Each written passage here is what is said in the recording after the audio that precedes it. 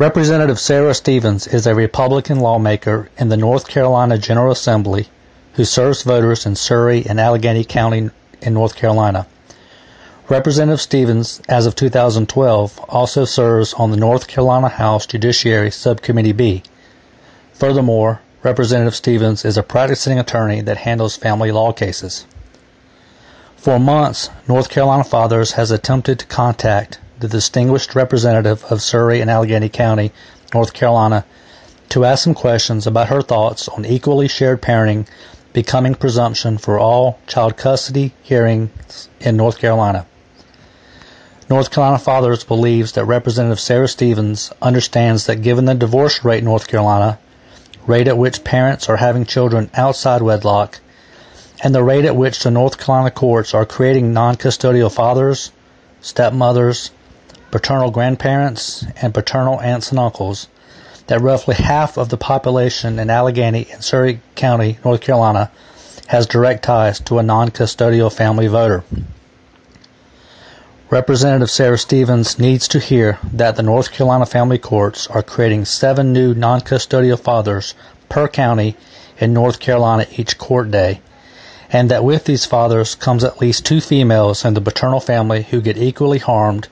when the North Carolina family courts marginalize these family members as visitors to their children and who only get to see them 5 days a month if they have the money to pay a big government agency or haven't fallen victim to a false allegation of domestic violence, which is becoming a common and successful tactic mothers use in Alleghany and Surry County family courts to win child custody cases.